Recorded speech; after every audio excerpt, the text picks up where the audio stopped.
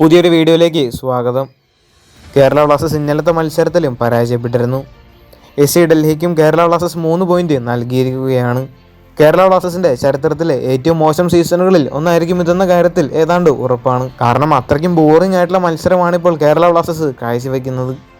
Kerala Blasters ആരാധകരെ സംബന്ധിച്ച് ബ്ലാസ്റ്റേഴ്സിന്റെ മത്സരം കാണുക എന്നുള്ളത് ചടങ്ങ് തന്നെയായിരിക്കും. കാരണം ഇന്നലത്തെ മത്സരത്തിലായാലും അത്രമാത്രം മോശം പ്രകടനമായിരുന്നു ബ്ലാസ്റ്റേഴ്സ് കാഴ്ചവെച്ചിരുന്നത്.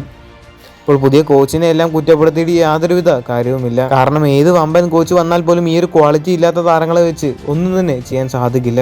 ആഷ്ലി വെസ്റ്റ്വുഡൊക്കെ ഐഎസ്എൽ എക്സ്പീരിയൻസ് ആയിട്ടുള്ള അത്യാവശ്യം ഡീസന്റ് ആയിട്ടുള്ള ഒരു കോച്ച് തന്നെയാണ്. ഇത്രയും മോശമായിട്ടുള്ള ഒരു സ്ക്വാഡിനെ വെച്ച് ആഷ്ലി വെസ്റ്റ്വുഡിന് റെലഗേഷനിൽ നിന്ന് കേരള ബ്ലാസ്റ്റേഴ്സിനെ രക്ഷപ്പെടുത്താൻ സാധിക്കുമോ എന്നാണ് ആരാധകരെല്ലാം ഉറ്റുനോക്കുന്നത്. ടീമിൽ ആവശ്യമുള്ള പ്രധാന താരങ്ങളെല്ലാം കേരള ബ്ലാസ്റ്റേഴ്സ് മാനേജ്മെന്റ് വിൽക്കുകയായിരുന്നു. കേരള ബ്ലാസ്റ്റേഴ്സിന്റെ മാനേജ്മെന്റ് കാരണം തന്നെയാണ് ഈ ഒരു അവസ്ഥയിൽ ക്ലബ്ബ് എത്തിയിരിക്കുന്നത്. ഇതുവരെ ഇവൻ ഉക്കമാനോവിച്ച് എന്ന പരിശീലകന്റെ പകരക്കാരൻ കണ്ടെത്താനായിട്ട് കേരള ബ്ലാസ്റ്റേഴ്സിന് സാധിച്ചിട്ടില്ല.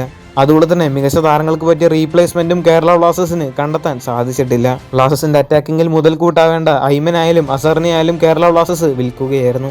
ആ ഐമനായിരുന്നു ഇന്നലത്തെ മത്സരത്തിൽ കേരള ബ്ലാസ്റ്റേഴ്സിനെതിരെ ഗോൾ നേടുന്നത്. ആ ഒരു മത്സരത്തിന് ശേഷം മലയാളി താരമായിട്ടുള്ള ഐമൻ ചില കാര്യങ്ങളെല്ലാം പറഞ്ഞിരുന്നു. ഐമന്റെ വാക്കുകൾ ഇങ്ങനെയാണ്: ഈ ക്ലബ്ബ് എൻ്റേത് കൂടിയാണ്, ഞങ്ങളുടേതാണ്. കാരണം ഞാനും എൻ്റെ സഹോദരനും കരിയർ തുടങ്ങിയത് ഇവിടെ നിന്നാണ്. കേരള ബ്ലാസ്റ്റേഴ്സ് ആരാധകരോട് ഞങ്ങൾക്ക് വലിയ കടപ്പാടുണ്ട്. കാരണം ഇപ്പോൾ ഞാൻ മറ്റൊരു ക്ലബ്ബിലാണ് കളിക്കുന്നതെങ്കിലും അവർ ഇപ്പോഴും ഞങ്ങളെ പിന്തുണയ്ക്കുന്നുണ്ട്. ഇന്നലത്തെ ഒരു മത്സരത്തിന് ശേഷം ഐമൻ പറഞ്ഞ കാര്യങ്ങളാണിത്. മറ്റൊരു കാര്യം, കേരള ബ്ലാസ്റ്റേഴ്സിന്റെ തുടർച്ചയായിട്ടുള്ള ഈ മോശം പ്രകടനം കാരണം കൊണ്ട് തന്നെ മാനേജ്മെന്റിനെതിരെ രൂക്ഷമായിട്ടുള്ള വിമർശനങ്ങളാണ് ഇപ്പോൾ ഉയരുന്നത്. എത്ര വിമർശിച്ചാലും കേരള ബ്ലാസ്റ്റേഴ്സ് മാനേജ്മെന്റിന് യാതൊരുവിധ കുലുക്കവും ഇല്ല എന്നുള്ളതാണ് മറ്റൊരു കാര്യം.